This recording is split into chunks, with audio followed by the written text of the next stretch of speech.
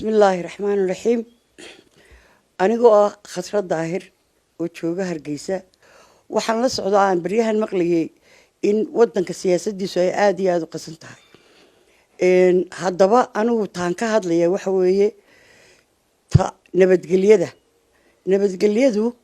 ووح حأين كنا لونه الدون كي أمضبا إنه جوده أمانته أين كتشوجنه أين هبني ما أنا كسيحنه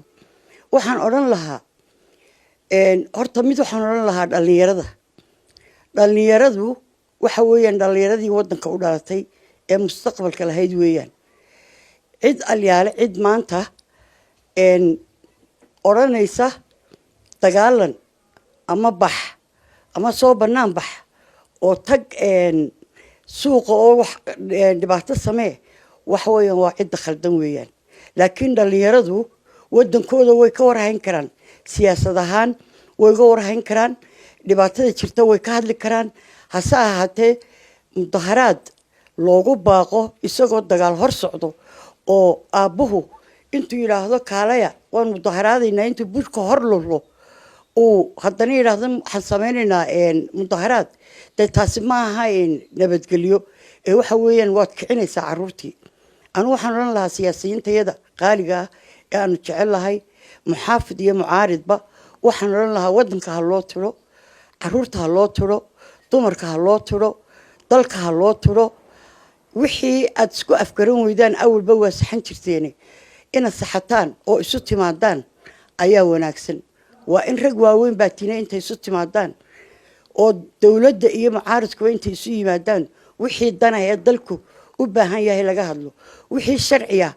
إيه آن لغا بودي كرينا أتك هذا الشان وحي شرع الدرعنا أتك هذا الشان مركا أنا من الماين اللي سفكرون وايو لكن إلا ما أنت هرجساني ويد إلا الدولة دي كلمية إلا تي ظاهر ريالة إلا ما أنتو أنشوفنا مصبح يعيستو وحويا ما لنا ريالة ما أنت اللي هذا إن دورشة إيمانية أما حسا إيمانية إن عرورته أقول باغدان دقال ما قروح بدنا وإذنكم أنت يسوتك ترجينا واوينو وذا هدلا oo waxa tiraahdan waxa say noo danay waxa say noo dana dalku cadow buu leeyahay mid gudaha iyo mid dibadda ah buu leeyahay waanu idin baryaynaa naga xishooda ragiina waaweyn oo xishooda odayaashayadii baa tihiin hal damiyo colaadahan iyo waxan wixii a kursiga ku doonaysaan ama kuwa ku fadhiya ay ku doonayaan waa inay isaga yimaadaan oo ay ka heshiiyaan oo ay ka wada hadlaan mid kalena waxaan farayaa haweenkayagu waa hooyadu waxay u baahan tahay ilmaheeda inuu nabadgelyo ugu seexdo oo ugu soo hoydo uu iskuulka ku tago oo suuqa ku tago oo uu bulshada kula noolaado laakiin anigu hooyaha haddaan maanta idhaahdo soo kaca caruurtaydii soo baxa waxa la yiraahdo waxaan faa'iideeyay ma jirto haweenahan inagu mar kastaba waxaynu nahay kuwa nabadgelyada ilaaliya ee jecel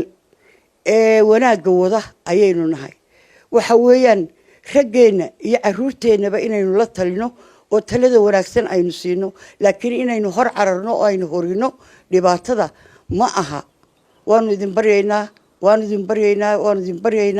wanaag ha lagu dhameeyo waxa la isku hayo oo hal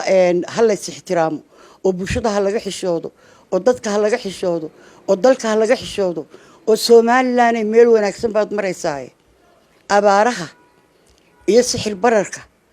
iyo dhibaatooyinkan taagan waxna waa wax qadar Ilaahay ku xidhan waxna waa wax gacanteena ku xidhan waxa qadarka Ilaahay ku xidhan waynu baryaynaa in Ilaahay raxmad khayr qabayna siiyo waxa gacanteena ku xidhanna waa wax xakameyn u baahan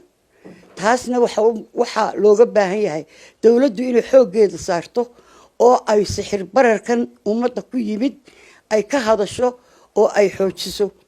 ciidamada oo kale مثلا annagu ma doonayna ciidan qori wata oo caruurtayada xabada ku rida ama laaya waxaan u baahanahay ciidanku nabadgelyada sidoo noogu hayo Ilaahay ha sharfee inay u hayaan hasaahate askariga haddaanad soo doonan askari kuma soo doonanayo haddii aad dariiqa marayso askari ku soo doonan maayo haddaad si dhibaato wado ku soo doonanaya dhibaatada ha la iska ilaaliyo ciidankuna ha taxadiraan dadkuna ha taxadiraan waanu idin baryaynaa naga xishooda fariintayda nabadgelyo ayaan anigu maanta intaas ku sheegaya waa mahadsantihiin